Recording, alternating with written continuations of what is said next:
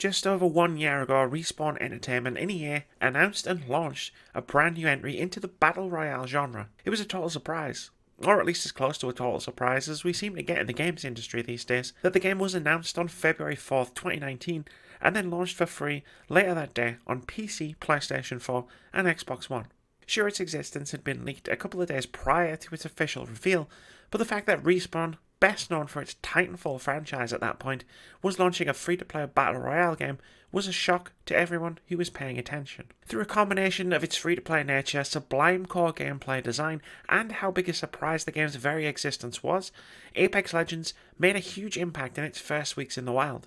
In just 24 hours, the game had amassed 2.5 million players, a number that would climb at previously unheard of paces. By the end of its first month, Apex Legends had 50 million players, generated almost $100 million in revenue, and it briefly dethroned Fortnite as the biggest game on Twitch. And while it couldn't keep up those gargantuan numbers forever, one thing was certain: Apex Legends was here to stay.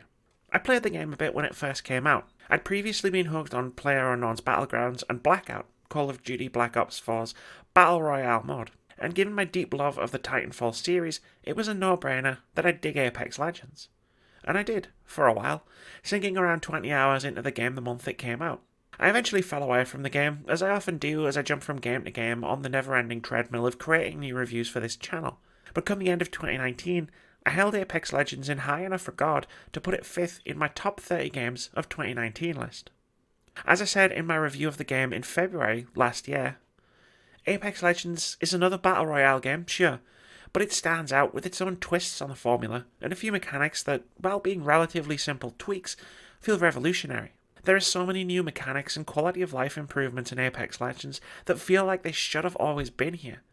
Pinging, respawns, hero-style characters, the smart inventory and more make this game so effortless to play and make it feel very special indeed. And when married to the excellent signature gameplay loop that Respawn perfected in Titanfall, you've got one of the best competitive multiplayer experiences around right now. It was probably inevitable that I'd get pulled back into the game at some point.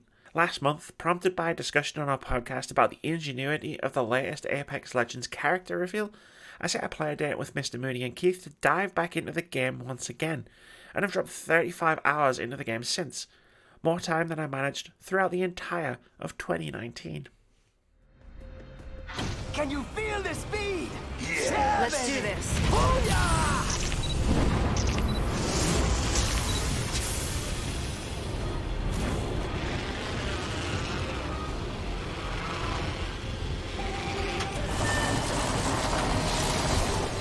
First blood. First fatality. Let the games begin. Beginning ring countdown. I've unlocked new characters, I've bought a battle pass, and I've thrown myself into World's Edge time and time again, experiencing everything from quick and chaotic fistfights to heart-pounding endgame firefights. Sometimes my every step through the world has been hard-earned through a series of vicious firefights. Other times, I've ran and looted my way into the final 3 squads without seeing a single other player. So, what's Apex Legends like 1 year later? In a word, magnificent. I had a lot of praise for many of the features of the game when it first launched just over a year ago, but the main reason I stuck with it for a month and never uninstalled it from my Xbox was the core gameplay. I hold Respawn Entertainment in high regard. Titanfall 2 is my favourite first-person shooter of the current console generation, and a huge part of that is down to how slick and satisfying the shooting mechanics are. Apex Legends is a fast-paced shooter. There's absolutely no question about that. But unlike in other fast-paced shooters, I always feel like I'm in control of any given situation I find myself in. In the 35 hours I've played the game, death has rarely felt inevitable, and I've never been shot and killed without any idea of how or why I died. That's a difficult tightrope to walk, and even some of the best modern shooters don't always walk it successfully. It plays into how incredibly accessible Apex Legends is for a competitive online first-person shooter. While it can take time to master the details of the game, the broad strokes of its design make this a game anyone with a grasp on controlling a character in first person can pick up and have a good time with. Gameplay is both incredibly fluid and highly intuitive, with the help of a short tutorial and a firing range that lets you practice with the weapons and characters free from the constant pressure of death. Shooting feels incredible no matter what gun you have in your hands, and thanks to the impressive variety of Apex Legends' arsenal, just about every gun you can pick up feels unique. They all have their own strengths and weaknesses, even within their own type. The Peacekeeper packs an almighty wallop but fires slowly, especially when compared to the EVA 8, which fires much faster and has a bigger clip, but does less damage. The Havoc assault rifle can melt enemies but takes a second of pulling the trigger before firing, where other assault rifles fire immediately, but for less damage. You'll have your favourites like I do, but one of the great strengths of Apex Legends is that I can use any gun to grab a kill. So even if I don't find an R301 or a Spitfire, I can still make do with something else I found lying around in a pinch, except the Mozambique. But that meme has been beaten into the ground at this point, so I'll refrain from mentioning it further. Even punching people in the beginning of the game can be highly effective if you get the drop on them. The shooting feels precise, and the weapons feel impactful. This is best-in-class shooting. Right up there, where you Look out! Oh, behind us! Enemy down. Reloading. I'm down behind you. Okay, I'll the pick 'em warning up. is the door behind me where I just got I need to shot, there's heal. a person at the top there as well. Gas canister right at the other side of us. Yeah. Look Down out, behind behind you! Holy crap! The wonderful shooting mechanics are tied to lightning quick movement. It's very rare that you're not blazing a trail through World's Edge, whether you're trying to loot as quickly as possible, running to get into position to take on an enemy, or attempting to cross the map before the deadly ring catches up to you. Just simply running through the world feels incredibly slick. All characters have the same movement speed, which feels just below the average speed of the Flash. The fluidity of the movement does go a little bit further than just moving quickly, however. Everything can be climbed, with each character able to scramble up the equivalent of one story of a building. Hitting crouch while sprinting sees you slide, a slide you can keep up as long as you have momentum. Slide down a hill and both your momentum and speed will increase exponentially. Jump at the end of a slide and you'll gain some extra distance. Slide towards the edge of a building or cliff and jump at the last second and you'll fling yourself a satisfyingly impressive distance. And if you need to fling yourself off the top of a building or a huge drop for whatever reason, you totally can. There's no fall damage in Apex Legends. Put these shooting and movement mechanics together and you've got an impressively satisfying first-person shooter, potentially one of the best of this entire generation. The simple art of moving through the world and shooting your foes is satisfaction enough that you'll feel compelled to keep coming back to Apex Legends just because of how damn good it feels to play moment to moment. At its absolute core, Apex Legends is a quintessential battle royale game. You and a squad of 2 other players join 19 other squads, drop out of the sky into a large map, gather weapons, armor, and gear, and battle it out to be the last squad standing, all while being shepherded closer and closer together by a slowly encroaching ring that will kill you should you linger too long. You'll form strategies on the move, figure out when the best time to attack an opposing team is, survive ambushes, and, if you're good enough and lucky enough, maybe even be crowned the Apex champion.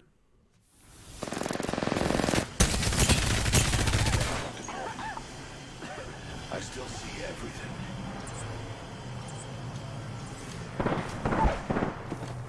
Down to subject. Taking fire.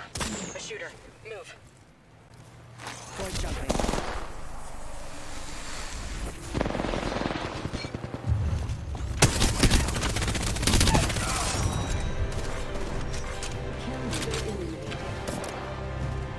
We've eliminated the kill leader. Upon its release, however, Respawn Entertainment took the standard formula of a battle royale and added plenty of its own twists, some of which was so good they've ended up in other games. Whether you're looking at Apex Legends from a broader perspective or analysing it in detail, Respawn have brought to the table some truly excellent gameplay ideas and some, in hindsight, obviously brilliant quality of life additions. Now, 1 year removed from the release of the game, these additions don't feel quite so new and fresh, but they still feel absolutely vital to the game. Let's start with the biggest and best feature to be found in Apex Legends, the pinging system. I made an entire video about the Battle Royale genre last year and talked extensively about how quietly incredible Apex Legends' pinging system was. As part of my research for that video, I found an article on PC Gamer that listed everything you can ping in the game, and I feel it's important to put that list here. You can ping the map. Separately, you can ping a position to say that you're headed there. You can agree with pings, or disagree, or say, I can't do that. You can cancel a ping that's no longer relevant or accidental. You can mark an area that you're watching.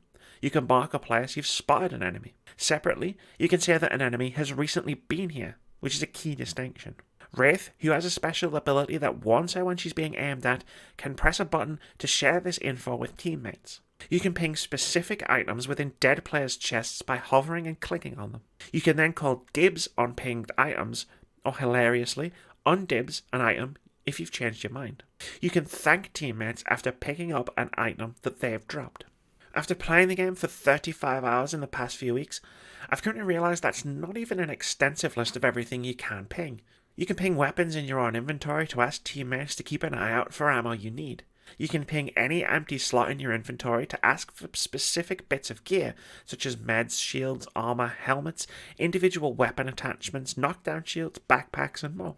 If you're playing as Bloodhound, who has an ability that lets them see enemy movements in the past 60-ish seconds, you can ping those specific markers to one of your teammates someone was nearby recently. There are probably tons more uses for the pinging system that I haven't encountered or thought to try yet. Perhaps these pings are new additions to the game that weren't around at the time the article was written, which was pretty close to launch. Alas, that information is lost in the memories of my playing the game a year ago.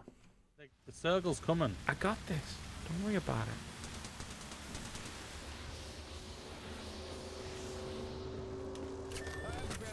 You got it?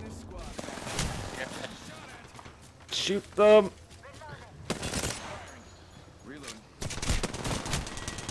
Got one. Leg it.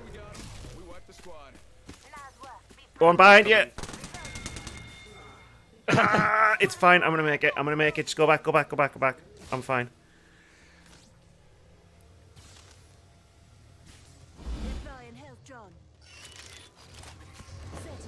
And that is how we do that. But the pinging system and how it's been implemented by Respawn Entertainment is utterly game-changing.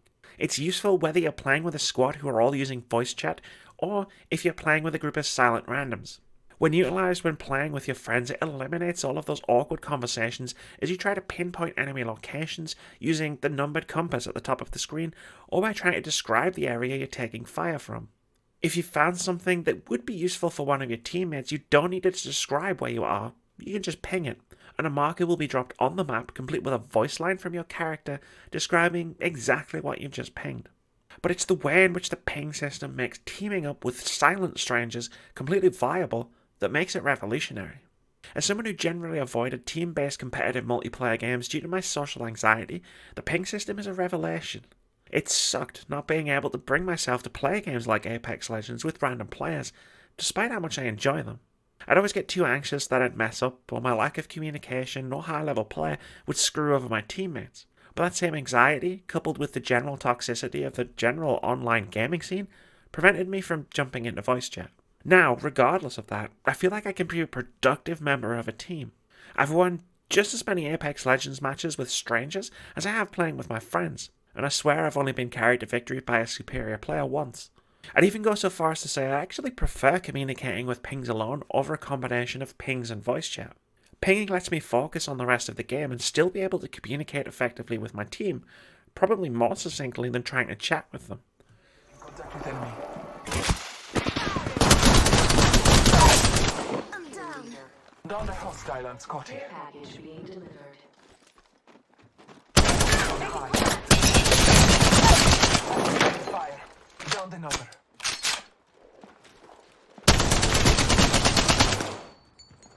Your time is not over yet. Thanks. Just a scrap. 1 second.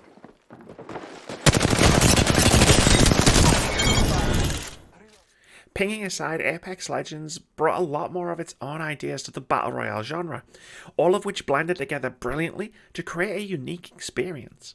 Not least of which were the legends themselves. Hero characters with their own personalities, special abilities, and synergies. Each legend has a passive ability, a cooldown ability, and an ultimate ability. Different legends bring different strengths to the team. Bloodhound's ability to see enemy movements on screen as markers can be invaluable, as can Caustic's gas canisters, Wraith's dimensional rifts, Lifeline's care packages, Revenant's faster crouch walking.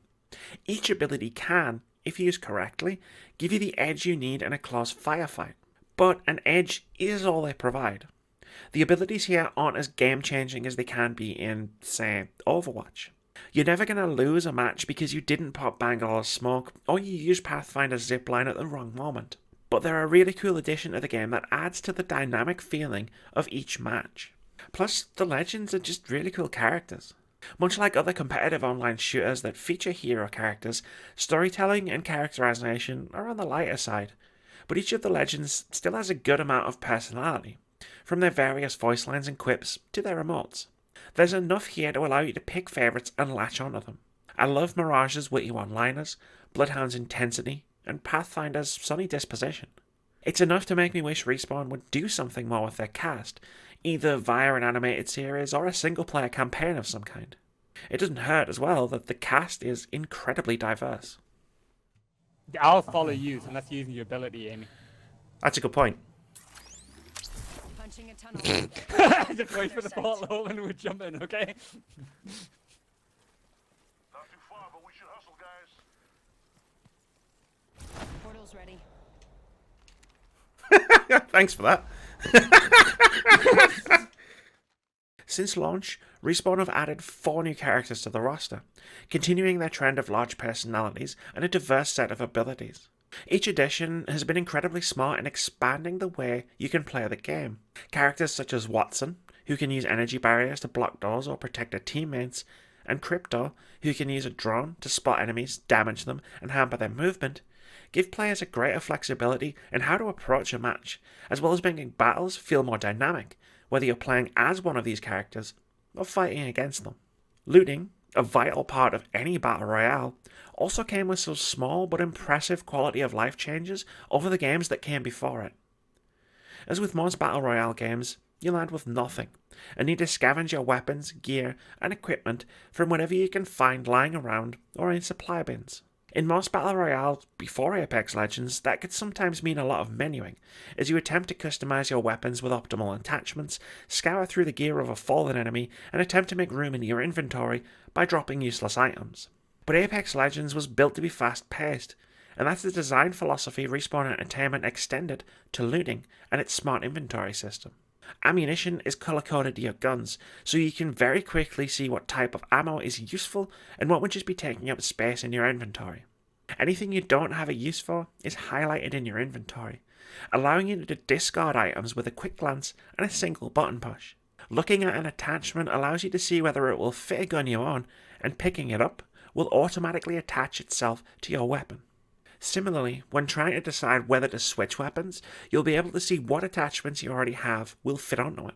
The game won't let you pick up an item that's less useful than what you already have, not allowing you to accidentally downgrade your armor, for example. Grenades and healing items are easily accessible via the D-pad. Holding down the corresponding button opens up a quick access wheel, and pushing the button will use whatever item you have equipped. If your health or shields are damaged, the game will prompt you to use an appropriate item, foregoing the need to even select it from your inventory at all.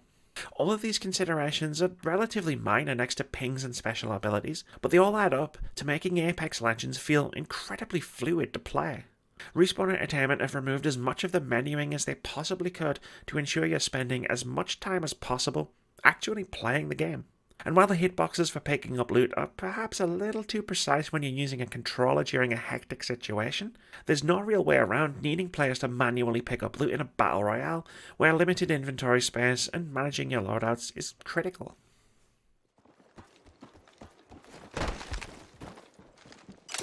Subject spotted here. Scanning the area. Our breath. Close. I'm taking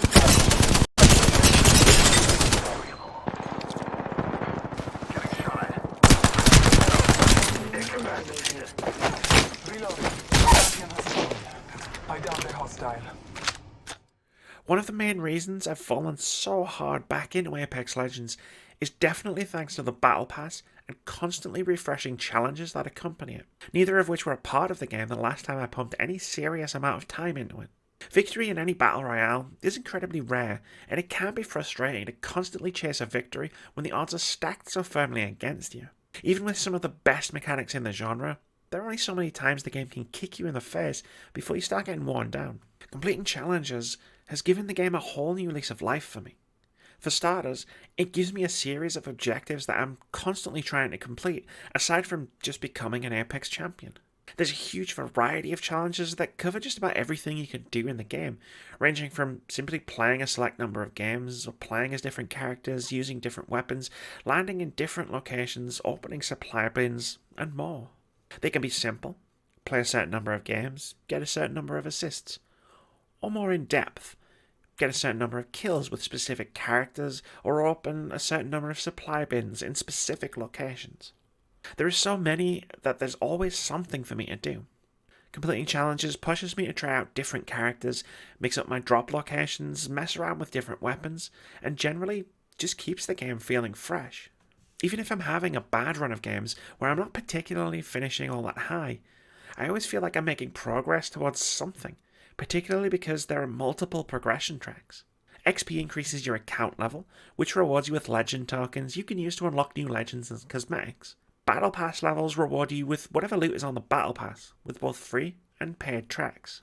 While the rewards on the free track are fairly sparse, the paid track is stuffed full of character skins, weapon skins, in-game currencies, emotes, voice lines, stat trackers, weapon charms, loading screens, banners, frames, alternative music, and more. Better still, unlike the always annoying blind loot boxes, you can see exactly what you're working towards on the Battle Pass. And while the best loot is reserved for those who pay, I'm not begrudged to spend £8 on a game I've put 50 plus hours in and counting. Plus you can buy the Battle Pass at any point during a season, which lets you hold off on dropping money if you decide that the rewards you would unlock are worth it.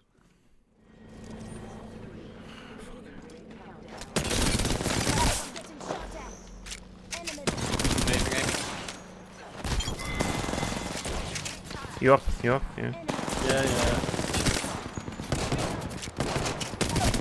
I'm just healing. That's a lot of grenades. Oh, Yep.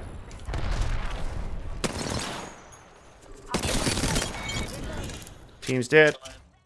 Tied to the seasonal nature of the game are events and map changes. Each new season of Apex Legends sees the map significantly altered in some way. Season 2 saw the gigantic animals that could be glimpsed in the distance make their way into Kings Canyon. Season 3 saw the map completely changed, with the Apex games relocated to a new location entirely. The current season has seen this new map, World's Edge, changed again, with lava fissures opening up to change the landscape and bring new hazards and locations with it. These changes highlight how well designed the maps are. Throughout all 4 iterations of Apex Legends thus far, there's been a huge amount of variety in the different locations scattered across the map and the areas between them, encouraging all sorts of different playstyles at short, mid, or long range, forcing you to constantly adapt depending on where you are, what your loadout is, and which characters you've got in your squad. There are standout locations for me, but these are pretty personal. I'm someone who feels most comfortable fighting at mid to close range in a first-person shooter, so dropping into areas such as East and West Fragment or the Lava Dome, where fights generally take place in close quarters or in cramped buildings, are common. More open areas are abundant as well, though they are where I generally get myself killed thanks to my overall lack of skill at long-range combat. There's a substantial level of strategy in just deciding where to land in every match. Certain locations offer better tiers on loot, though you're more likely to be thrust into a fight right off the bat as you tangle with other squads looking to score more powerful gear. Dropping elsewhere can often see you avoid a huge initial scrap, but that puts you at a potential disadvantage later in the match. And then there are hot drops. Apex Legends' current map features a train that moves through the entire map, offering guaranteed high-level loot and an almost 100% chance of combat the second you touch down. Each match also offers a hot zone, an area marked by a blue light where loot is more abundant and of better quality. It's also the only location on the map, outside of the care packages that are randomly dropped as a match progresses, where it's possible to find weapons that come preloaded with all possible attachments. You can guess how chaotic those areas are in a match's opening moments. Attention. First blood. First blood. I can stop them. Hostiles here.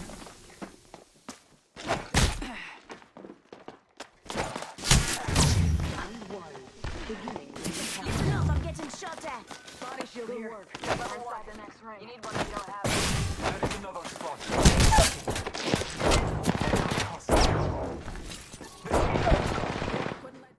I'm really glad I decided to jump back into Apex Legends. It was a game I enjoyed a lot in the weeks following its release, and was something I spent almost a year intending to get back to without ever actually making the leap. But in finally taking the plunge, I've rediscovered a game that I could play and enjoy on an almost nightly basis. Respawn Entertainment absolutely knocked it out of the park yet again with their first foray into both free-to-play games and the Battle Royale genre.